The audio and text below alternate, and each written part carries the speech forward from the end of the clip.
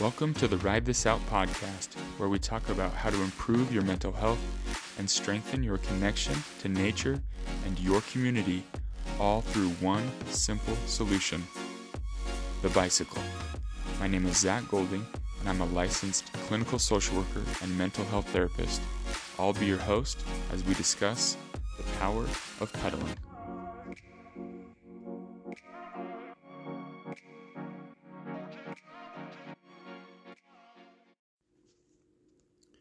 Welcome into this week's session. I talk with Daniel Morteh of Jersey City, New Jersey. Daniel is an avid cyclist who was introduced to the sport through some great mentors, and you'll feel of his love and his passion that he has towards those mentors, as well as the people that he continues to ride with now, and his mission and his campaign to spread that to everyone he meets and encourage more people to ride. So give him a follow on Instagram at Bikes Will Save the World, and his website as well, bikeswillsavetheworld.com. He's doing some great stuff there. So I appreciate him coming on. Daniel's a pretty hardcore cyclist, right?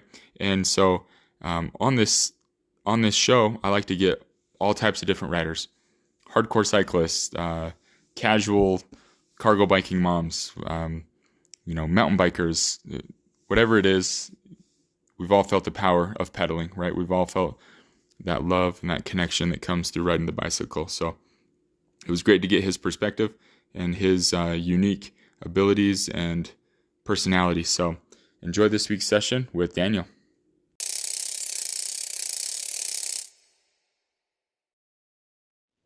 All right, Daniel, thanks again for joining me on the podcast today, taking some time out. I greatly appreciate it. If you want to just start off by introducing yourself, who you are, where you're from, and a little bit about how you got into cycling and biking. Oh, thank you very much. I'm glad to be a part of this. My name is Daniel Morteh. I'm based out of Jersey City, New Jersey. I am a licensed personal trainer and exercise specialist. I got into cycling pretty much, I want to say over 10 years ago, slowly after college. It was the most affordable way to get to work. I was working full time at a coffee shop, and I had an early shift, so a bike made more sense than driving or having taking the bus. So I got into that just to get around town, and then slowly started to love it. And then when I started working at a gym, I became friends with one of the spin instructors, Sabaj Adel. Rest in peace. He just recently passed away too. He got me into like more competitive cycling, and then I just felt this sense of victory and passion for it. And then when I started riding with a bunch of cyclists who had the same interests, it became something I just immediately fell in love with, and it provided me with so much. And during COVID, there was nothing else to do, so I was just riding like crazy, averaging maybe 300 miles a week. And then slowly after that, I realized a lot of friends were doing the same thing, getting into cycling. And then so I started this campaign called Bikes to Save the World, and just seeing what people gained from cycling during the pandemic. There was a lot of positive feedback. So I just wanted to take it to the next level, and I've been promoting that ever since. Love it. Yeah, dude. And I came across your Instagram account and like saw the article that you did in Bicycle Magazine, and I was just, I loved it. And again, that's why I reached out and wanted you on here. Tell me. I saw some posts about your mentor there, Sabaj. I mean, it sounded like he was a pretty impactful dude for not just you, but a lot of people in the community out there. Yeah, this was a hard one. He recently just passed, unfortunately, of colon cancer, and he is a legend in the community of cycling. There's these events called the Gimbals, a little bit outside of Connecticut. We used to ride all the way over there through Yonkers, and it was intense. And he was a legend in those rides, and a lot of local competitive cycling crit races. He was phenomenal in, and the fact that he was doing this in his 60s was extremely impressive. Like, he just recently passed at 66. He was just racing just last May, so he's Wow. been an amazing source of inspiration for people young enough to be his grandchildren, to be quite honest. Like, he was absolutely amazing, and he was a constant reminder that your age has absolutely nothing to do with how much time you have to achieve your goals. So that's why he was very influential to a lot of local cycling enthusiasts and people who want to take it to the next level, because he consistently proved that you can keep better, you can get better, you can do amazing things, and it doesn't matter how old you are. And he proved that so much. Yeah, amazing, man. Well, condolences to you and everyone out there. I know that that's, when you lose somebody like that, that's a mentor, that's heavy and that's hard stuff. So, um, but yeah, like everything that you've posted about him, like I said, it just seems pretty like very inspirational guy. So he was a spin instructor, and you're just like, he invites you out to do these rides, and then you just got hooked from there, then, huh? Oh, absolutely. He just invited me on a ride, just me and him. He let me borrow his one of his bikes, which was amazing. It was a very beautiful, lightweight carbon fiber Argon 18, and it was the first time I was ever clipped in. And it was a scary experience because, like, you can't take your feet out. You have to unclip your feet when you're riding. So we were riding through heavy traffic, and I was trying to, trying to do my best. Luckily, I didn't fall, and I guess he was impressed or something. And then he invited me to this ride with the Major Taylor Cycling Club, which is a large club that has multiple charters all over the country that honors and celebrates the legacy of Marshall Major Taylor, who is the first Black world champion. So it was really cool to see, going into Newark, New Jersey, and to see this at least 100 cyclists of all different colors and nationalities to ride through Newark, through like the hood in many aspects, and have people on the sidelines cheering us on as we ride. And it was an amazing feeling to be a part of. And despite the fact that I got dropped really hard by like mile 15, I couldn't even see the first wave of people. Luckily, I got picked up by another wave of cyclists. And by the time I got back to Newark, we rode to Princeton, New Jersey, and from Newark to Princeton, New Jersey, and back. So that was a total of 80 miles. So by the time I got back, I called Sabaj because he was already home, and I said, I almost died doing this. This was crazy. When's the next one?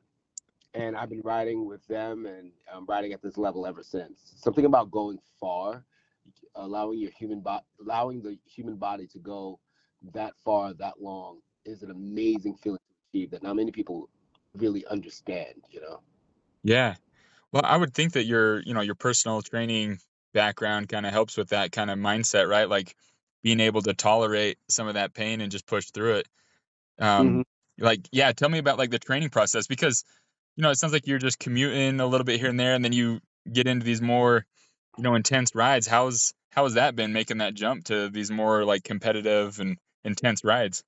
Yeah, it's definitely a little bit harder because with these rides, they're hours on end. They're basically the whole day. It's very different from like working out for an hour. But I've been focusing a lot on strength and conditioning, a lot of lower body strength training, watching my diet, trying to stay at a certain weight level. So I try to stay around 180 whenever I ride during the season. I bulk up a little bit after, like in the wintertime. Like right now, I'm at 295, no 195. But starting by April, I'm gonna drop back to 180. And consistently riding with friends has been one of the biggest things in regards to me staying in shape and staying uh, a part of the pack, I would say.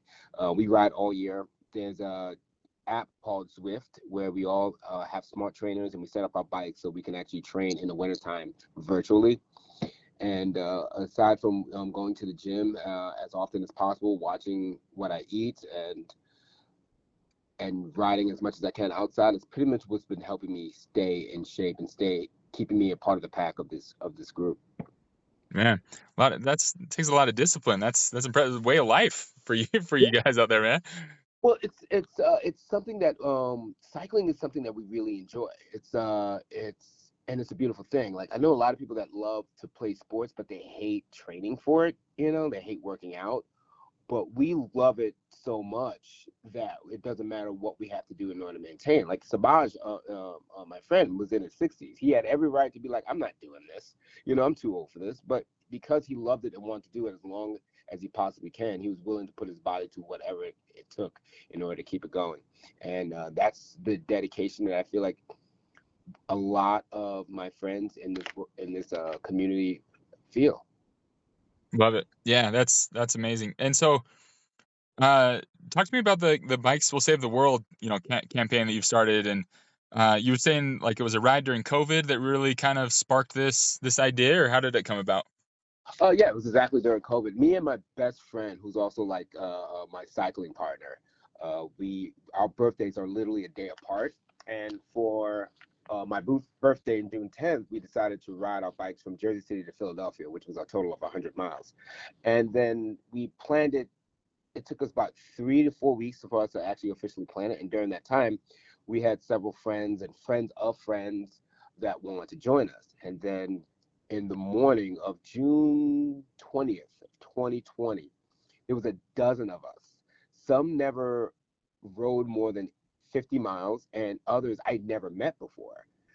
Decided to team up and achieve this goal. We rode all the way to Philadelphia, had cheesesteaks, and then took the train back. And when this was not only during COVID, but this was also during a lot of civil unrest. George Floyd, Ahmaud Arbery, you name it, and there was a lot going on. And then shortly around the midway point of that ride, I noticed that these 12 people are all of different nationalities, different races, different religions, different genders, different ages, and we all came together to do this goal. And then I looked back and I was like, yo, I wish this world was like this bike ride right now, because bikes will save the world. And that's when I started with it. So when I started using it as a hashtag and just getting people's opinions, the following year, my friends already decided we're going to do this ride again. So when June came rolling around, I decided not only start a website calling it Bikes Will Save the World and start this campaign, but I also wanted to make this bike ride a charity fundraiser as well, to make it, so that we can prove that it can save the world. So we rode back to Philly on June 10th this time to Philly, and this time meant back. So we rode all the way to Philly.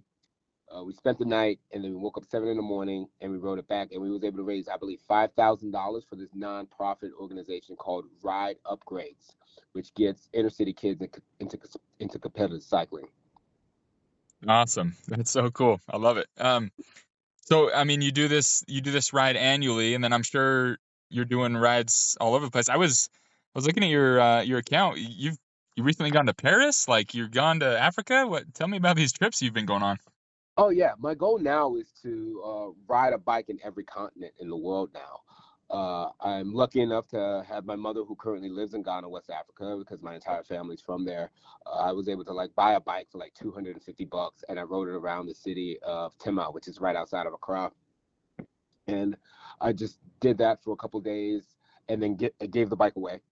And recently on vacation, I was able to bring my bike with me when I went to Paris. And the best part about that trip now, especially after my friend Sabaj passed away, was that frame he gave me. So it has more meaning. But to be able to do that and to ride around different continents really is motivating me to continue this movement into believing that bikes will save the world. It's a sport that I feel can definitely bring and unite people together. I have ridden in groups where there's people, we have different backgrounds, we have different ethnicities, we have different political and religious beliefs, but for some reason, when we're on that bike, none of that matters. None of that is a conversation, and that's a beautiful thing. And then you might see their posts on Facebook or social media, and you're like, who is this guy? But when we're on the bike, it doesn't matter, and it's something really beautiful and spiritual about cycling that is something that I want to consistently promote, and hopefully allow more people to really understand that and take it as a hobby, because it's also great. It's not only great for your mental, it's also great for your physical body as well. And when you have those two things going well, I believe it really helps just handling a lot of the craziness that goes on in the world. Yeah, I'm a firm believer that I mean, I'm a therapist, right? So I'm always going to relate things back to your childhood, but like, we all can relate to learning to ride a bike at a young age, right? I mean, some of us maybe not, maybe a little bit later, but it takes us back to that feeling of freedom and of being a kid and just being able to cruise around and being able to do that as an adult. Again, that connection back to your inner child, just it's a beautiful thing, and it just opens up the world where you're just so much more calm and just connected with so many more people. And yeah, so it's I think there's a deep impact there. Have you seen the movie? It just came out not too long ago this year. It's called The Engine Inside. No, I haven't. Bro, it is beautiful. So it's this film. Yeah, it's on Red Bull TV. You can stream it for free. It's called The Engine Inside, and Mm, it's kind of almost like a Discovery Channel approach to like these six different bicycle riders around the world, and a line that this lady in Alaska says that she says, it doesn't matter where you're from, we all speak the same language. We all speak bike, right? mm-hmm. We all are able to connect, and it shows a lot of some riders in New York as well, like the different ride outs and the crews that go out there. It's a really cool film, so I highly encourage you to watch Oh, it. I definitely will. In fact, you said cyclist from Alaska. Is her name Leo Wilcox? I'm a huge fan of hers. Man, I'm not quite sure. She does like a lot of the bike packing, like all over. Just does some intense rides, and yeah, it's beautiful. It's an amazing film. Yeah, she's the reason why I want to do the East Coast Greenway actually soon. There's this bike route that goes all the way up to Maine down to Florida, and in my state in New Jersey, we're trying to like put together campaigns to help with that build. We just recently, about 2 years ago, we just had a protest to approve the Hudson Greenway, which will allow us to be connected from Jersey City to Montclair, and that will help connect that that whole bike route down, so you can actually ride all the way down from Maine to Florida, which is something that I definitely am planning to do soon. So people like ultra endurance athletes such as her, as well as a lot of other cyclists, has been really inspiring me to. There's another guy, Eric Sendenio, who goes by Bicycle Nomad, does the exact same thing. Yeah. He does bike routes with a lot of history. He did the Underground Railroad ride, which he was riding through the same route where they do the Underground Railroad, and also he did the same route where the Buffalo Soldiers back in the Civil War were doing during the Civil War. It's an amazing thing. So to see all this history and all this abilities that the human body can handle is so inspiring to me, and it's something that I want to do as much as possible. Yeah, and yeah, I watched a little video on that on the Bicycle Nomad, the Buffalo Soldier ride. That was incredible, right? I mean, he Yeah, was talking about how they did that ride just on single speeds, right? Just out in the dirt. Just yeah. so impressive. Oh yeah, absolutely. Yeah. So yeah, that's what I was gonna ask you. I mean, being out there back east, as far as like, riding the streets out there, I would assume that, I mean, I've been out there a few times. I would assume just like the safety aspect of it, right? The traffic and just Mhm. like how do you guys navigate that? Yeah, I feel like you have to learn how to ride in two different styles. One to handle the urban areas and one to handle like more open roads. It's it's a pretty it's night and day, to be quite honest. I'm also a huge fan of watching a lot of New York City riding. Some of them are a little too reckless for my taste, because some of them are on like trackless, brakeless track bikes, which has no brakes, which is it's an amazing display of agility as well as reflexes. But there are some times where you just see them as a little too crazy and a little too intense. I ride a lot. My commute is through bicycles. To this very day, I still ride my bike to work. So like having a different sense of reflexes on busy roads, especially during rush hour, is definitely needed here. Knowing when to stop and knowing when to just bob and weave through traffic is very important.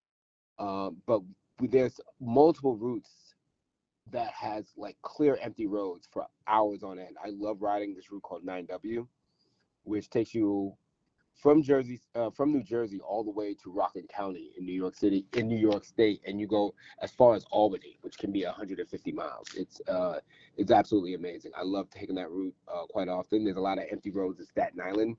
I like riding through New Jersey. There's a ride called the Twin Lights ride, which takes you in some of the most beautiful parts of New Jersey, and you can honestly just be at such a high level of peace by doing these rides. It's awesome. And I wanted to ask too about, you have all these memorable rides that you've been on. Um, Tell us about what do they call it? The five borough ride where you just ride all through New York City. What is that? Oh yeah, the five-borough ride is really fun, but there's so many different levels of cycling experience on the road. You have to be really cautious. So it became one of my favorites. I love to hate it as well, but as long as it gets people riding, I absolutely love it, and I praise the people that run it, that organize it every single year.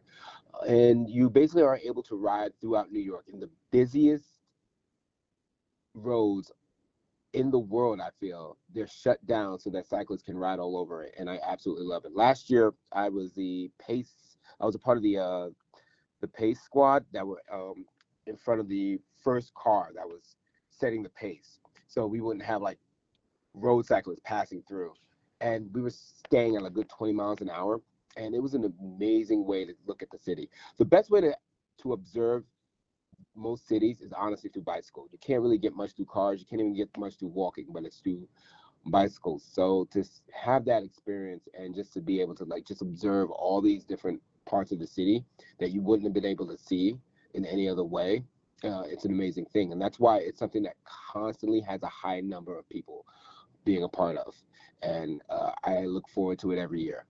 Yeah, yeah. I've seen some of the videos of it, and I think that's just what catches people's eye is that, yeah, these cities are just shut down and there's just hundreds of bicycle riders everywhere. That's so cool. Oh, yes, there was one ride I did for multiple sclerosis, the MS ride. We do it every year. One year I decided to do the 100-mile ride, and the best part about that was being able to ride a bicycle through the Holland Tunnel, which connects you from New York to New Jersey City, which was an unbelievable feeling. And not many people, it's probably only a handful of people in the world that can honestly say they did that. And it's such an amazing feeling to know that I'm one of them. Yeah, that's so cool. So cool. I'm just curious, have you ever like done any mountain biking or any other kind of riding, or is it strictly just road cycling and commuting? Yeah. One of my friends, Kevin Link, he actually introduced me a lot into mountain biking. I do love the aspect of it. The reflex skills needed is completely different. I still have a few scars on my shins from the first ride I did. Very enjoyable, especially being at peace and being in like a very secluded area. But I'm so much of a city-bound person. I jump to the opportunity to do like more road cycling in city environments. So, but I do have a gravel bike that allows me to go off-road multiple times. So I do a lot of rides that require heavy gravel, such as the gravel grinders, which is a great ride that I enjoy doing. It's in Bedminster, New Jersey, every year, and a lot of it's a lot of gravel, and as tiring and intense it can be because it could be from 60, 80 to 100 miles. It's a lot of fun. It's literally like playing around in the dirt. Man, yeah, yeah, the gravel riding, that's definitely something. I mean, it's blown up definitely the last little bit, but it's awesome. Like all the hardcore cyclists out there, just experiencing nature and getting out there on those open roads. It's beautiful. Yeah. So, as you've been doing this campaign, Bike Save the World, I'm sure you've run into quite a few people, like encouraging them to ride, or maybe helping people ride for get back on a bike. Any advice, any tips that you'd get to someone, maybe not necessarily, jumping into the hardcore cycling, maybe, Mhm. but just getting on a bike and getting out there and riding. What advice or what tips would you give to somebody? Be very social, because I feel like one of the best elements about these rides are finding the tribe or finding the group within the group that will allow you to create this bond to make cycling even more fun, to make cycling even more have more of a purpose. Be more friendly. You're going to meet a lot of great people, and they're going to want to ride and to be open minded to it. And that's the beauty of cycling. It gets you open minded to meeting different types of people. So definitely being able to be open minded, and ride with different types of people. Uh, have safety first always, and I would say to also don't be afraid on trying different routes. Mm. You know, trying certain rides that you may think it's too long for you. Um, if you are, if you have everything prepared on your bike, then you should be able to handle almost any long distance ride. One of my close friends who rode with me many times to Philadelphia, she has diabetes, and she always keeps her insulin, always keeps her sugar levels in check, and we never have to worry about her. So that's having a little bit of preparation for that for anything will allow you to handle being a new time rider. Also, always carry a spare inner tube and a bike pump. That's just common sense. Yeah. Uh, I've met a couple of guys. We did this ride called Bear Mountain, and if you Google Bear Mountain, that is a tough ride because you're literally climbing up an entire mountain. We had one friend who failed to bring an extra inner tube and caught a flat, and it was after the third patch he just could not keep that bike functioning. So luckily it was before the mountain start, but he couldn't do the whole ride. Yeah, yeah, I feel like you just have to. I mean, it's honestly, it's a good life skill. You just got to plan for breakdowns, right? You got to plan like if this is coming up. All right, how can I cope ahead, as they say? Just be like, all right, I got to be prepared for it and just be ready to put in a new inner tube when that comes up.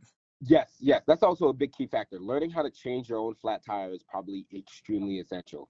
I know a lot of new time cyclists who didn't think they needed to. They would just take it to the bike shop, and I'm like, what if you're doing a long distance ride and you're in the middle of nowhere? That's going to be a very expensive Uber ride. I have done those expensive Uber rides, so it's something that you never want to repeat. Yeah, Yeah, but it wasn't before because I didn't have an inner tube. It was because I didn't have a wrench because I was using an older bike. yeah. No, and I love what you say there. Just being open, right? Being open to meet new people, but also just being open to learning new skills too, like you say, because sometimes it's like, ah, man, if I'm gonna get into it and I don't want to have to learn all these things, but just being open and just taking it one little step at a time, because sometimes it Mm. can be an overwhelming process of like, oh man, there's no way I can do all this, but yeah, you just learn a new skill every day, then you'll pick it up pretty quick. Oh, absolutely, absolutely. And I truly feel like once, in many ways, I feel like a bicycle has a soul, and it may sound crazy, but I do feel like that. And if you connect with it, it will give you emotions and feelings that you never experienced before. And then so doing all the stuff that you're not used to, like learning how to repair, learning all this, the frivolous things, it'll be more exciting than anything else, for you. Yeah, yeah, there's definitely there's something about doing a really long distance ride, but there's also a sense of me too that if if I'm able to just if my bike breaks down somehow and I'm able to get it back up and going and get home, like there's also that sense of accomplishment of like, hey, I survived, I did this. Oh, absolutely, absolutely, absolutely. It's so gratifying, especially when you achieve long distance rides. When you like my friends go bike packing all the time. The 2 day 200-mile bike ride that I did for my birthday, that was all sense of accomplishment. I will never forget that feeling when I rode straight into this bar after doing 200 miles. We started on Saturday.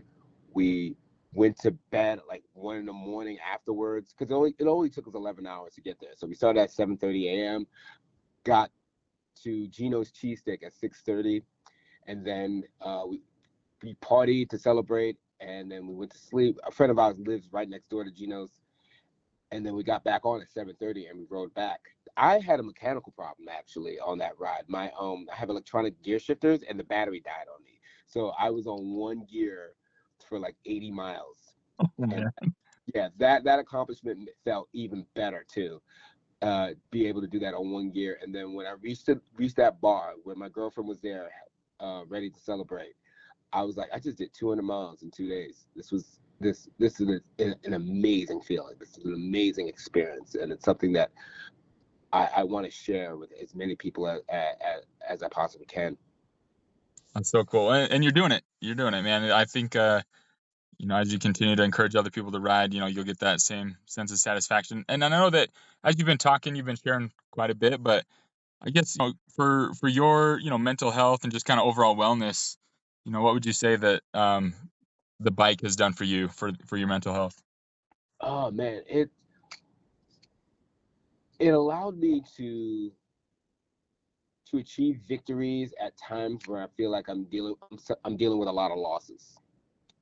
I think it was what, 2018, 2019. Like, yeah, I was going through a really bad breakup, and my mind was just jumbling. And it was a scary moment. I hate being alone with my thoughts after dealing with something like that. So I just got on my bike, and I was just, and this is the first time I ever did 100 miles on my own. I got on my bike, and I was like, I'm not getting off this bike until I hit 100 miles. And I did it all by myself. In fact, when I got back into Jersey City, I was doing laps around the park until my Strava meter read 100 miles. And then right when that was done, I got home and I simply just said, okay, I need to get first month, last month security deposit, and realtor fee. I got 6 weeks, get it done. It makes the world problems a little bit more simpler for me. How to handle certain things. I don't make any big decisions unless I do a bike ride first. Um, whether it's moving, whether it's relationships, whether it's friendships, whether it's business work. For some reason, I make better decisions when I'm off a bike because it gives a certain level of clarity. It makes me feel like I can handle anything. It makes me feel really prepared for the world. So it has definitely given me a new sense of. It's definitely improved my self-esteem. It's definitely allowed me to feel more confident in myself and my accomplishments and my movements. It makes me more aware of what I can handle. If you can handle something like 100 miles, I think you can handle a lot of things going on in your life, and it's something that I'm really grateful to experience. And it's also why when I meet people that are going through some things, I'm like, you want to go on a bike ride, even if they don't know how to ride. I've literally bought bikes as loaners for friends, just so that if they don't have a bike, I'm like, no, I got you. So that has helped me out a great deal. It helped me with my self-esteem. It helped me with it helped me with physically with my body, of course. I'm able to maintain a certain specific weight now. I feel faster and healthier than I was when I was, I'm 40 now. I feel healthier than I was when I was 25, to be quite honest. It provided me so much. It provided me so much that it's something that I want to show people that don't really understand it as well as you and I would.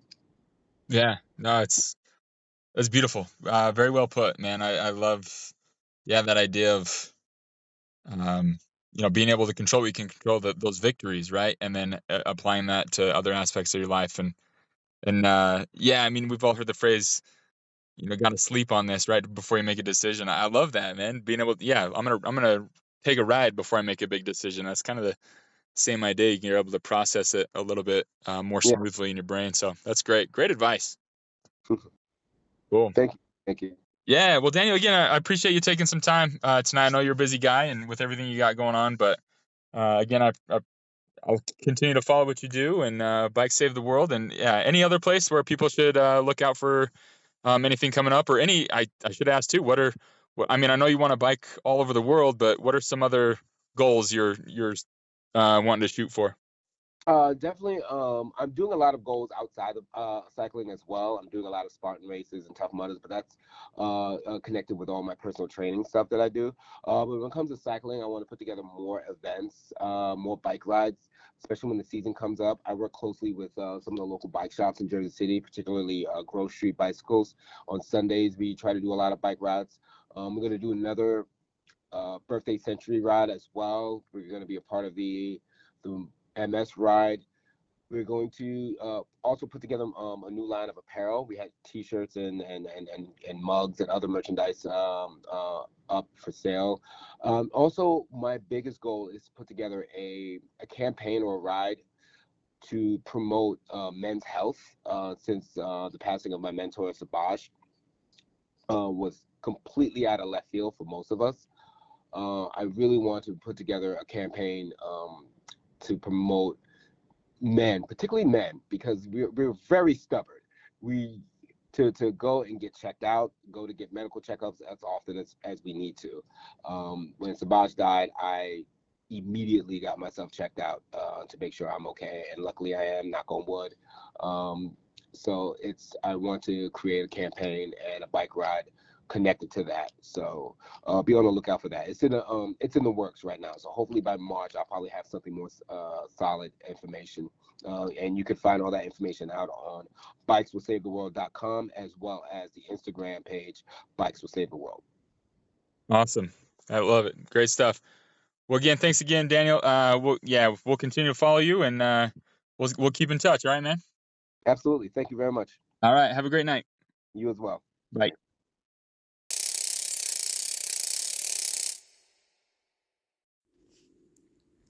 All right, motivating and inspiring stuff there from Daniel. It's cool to hear about all the rides that he's a part of and that he helps promote.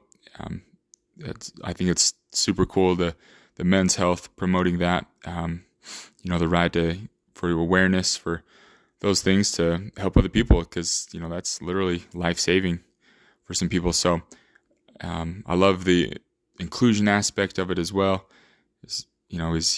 He pointed out there just all different races, religions, sexual orientations, genders, identities. The bicycle is the great unifier. So it literally can save us and save the world, right? It's a pretty cool concept. So thanks again, Daniel. Check him out, bikeswillsavetheworld.com, and the same Instagram handle. And whenever you're experiencing hard things, hard times, or like we learned in this episode, if you need to make a big decision or you got a major event coming up pretty soon, just jump on that bike and ride this out.